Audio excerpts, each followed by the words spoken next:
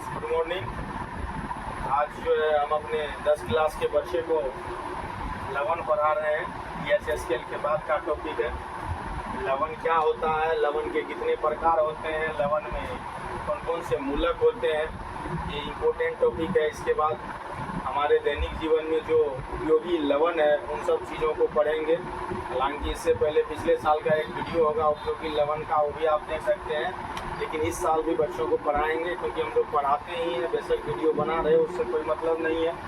तो आज का जो हमारा टॉपिक है वो क्या है, लवण। लवण को इंग्लिश में हम लोग क्या कहते हैं, साल्ट कहते हैं। इसका जो स्वाद होता है वो नमकीन होता है। और लवण बनता कैसे है, जब कोई अम्लीय पदार्थ क्षारीय या भास्मिक पदार्थ के साथ अभिक्रिया करती है तब लवण बनता है। और लवण के साथ में जल बनता है सेकेंडरी प्रोडक्ट के रूप में, द्वितीय उत्पाद के रूप में, जैसा कि मैंने लिख रखा है। और कुछ एग्जाम्पल के द्वारा मैं जो है अपने बच्चों को समझा रहा हूँ। तो पहला क्या है, HCl। ये क्या है, HCl, हाइड्रोक्लोरिक एसिड। दूसरा है सोडियम हाइड्रोक्साइड जो कि बेस है, भस्म है। ये दोनों जब अभिक्रिया करेगा तो क्या बनाएगा, NaCl। NaCl सोडियम क्लोराइड साधारण नमक और जल बनेगा। दूसरा एग्जाम्पल क्या है, जब सल्फ्यूरिक एसिड अभिक्रिया करेगा सोडियम हाइड्रोक्साइड के साथ जो कि बेस है, ये जो है स्ट्रॉन्ग एसिड है और ये स्ट्रॉन्ग बेस है। उसके बाद क्या बनेगा आप देख लीजिए, सोडियम सल्फेट बनेगा, सोडियम सल्फेट बनेगा और जल बनेगा।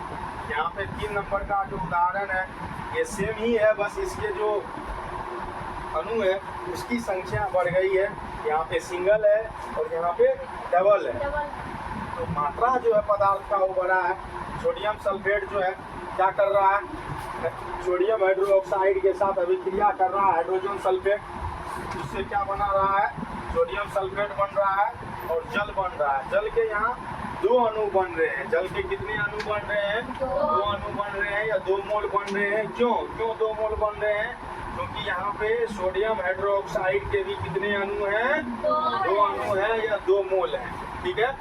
तो जब अम्ल भस्म के साथ अभिक्रिया करे तब क्या बनता है, लवण बनता है। और लवण के साथ क्या बनता है, जल बनता है। इस अभिक्रिया को आप चैप्टर 1 में पढ़े होंगे एक नाम से, जिसको हम लोग क्या कहते थे, उदासीनीकरण। क्या कहते थे, उदासीनी। ठीक है, उदासीनीकरण अभिक्रिया। उदासीनीकरण अभिक्रिया में मैंने बताया था कि अम्ल जो है भस्म के साथ अभिक्रिया करके एक दूसरे के प्रतिक्रिया को क्या कर देता है, न्यूट्रल कर देता है, बैलेंस कर देता है, संतुलित कर देता है, सामान्य कर देता है, समझे, उसके प्रभाव को खत्म कर देता है। तो इस अभिक्रिया को हम लोग उदासीनीकरण अभिक्रिया भी कहते हैं। अब है लवण के मूलक। लवण चूंकि अम्ल और भस्म से मिलके बने होते हैं, इसलिए अम्ल का भी उसमें गुण होता है और भस्म का भी गुण होता है। जिसका प्रभाव ज्यादा होता है उसका गुण भी ज्यादा होता है। इसलिए इसके 2 मूलक होते हैं। कितने मूलक होते हैं, 2 मूलक। मूलक का मतलब है कि जिसपे उसका मूल गुण निर्भर करता हो, मूल गुण निर्भर करता हो। तो लवण के कितने मूलक हैं, 2 मूलक हैं। देख लीजिए यहाँ पे एक लवण, एक मूलक को हम लोग क्या कहते हैं, भास्मिक मूलक। क्या कहते हैं, और दूसरे को क्या कहते हैं, अम्लीय मूलक कहते हैं। बोलना है सबों को प्यार से, ऐसे नहीं कि मुंह बंद करके सुन रहे हैं। तो जिसपे पॉजिटिव चार्ज होगा वो कौन सा मूलक होगा, भास्मिक मूलक। और जिसपे नेगेटिव चार्ज होगा वो कौन सा होगा, अम्लीय मूलक। अब सोडियम क्लोराइड में देखिए, सोडियम के ऊपर क्या लगा हुआ है, प्लस चार्ज, और क्लोरीन के ऊपर, तो सोडियम हो गया भास्मिक मूलक और क्लोरीन हो गया, समझे।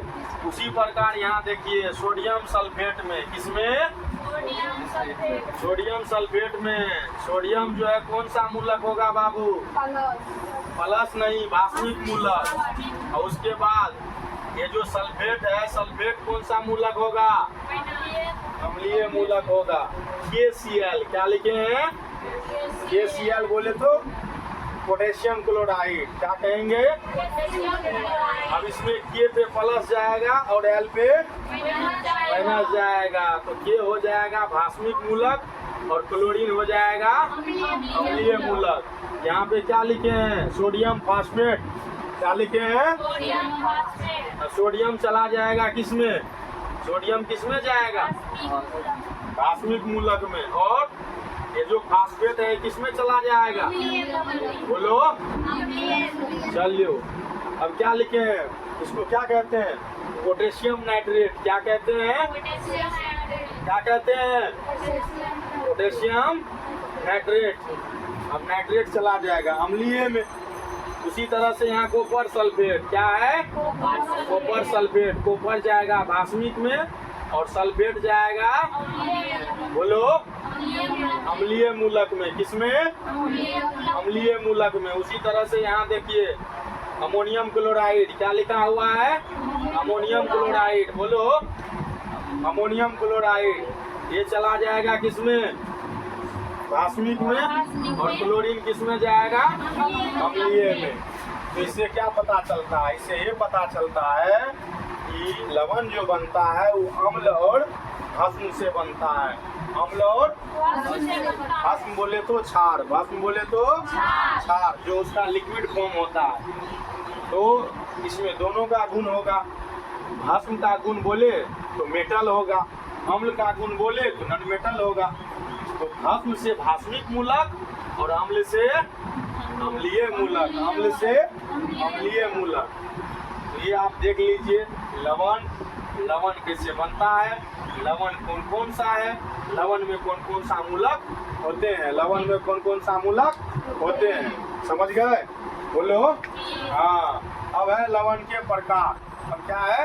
लवण के प्रकार। थोड़ा सा हम लोग लवण के प्रकार भी देख लेते हैं मूलक के अलावा। मूलक के अलावा वीडियो को 1 मिनट के लिए रोको जरा, फिर शुरू करेंगे। बोर्ड मिटा।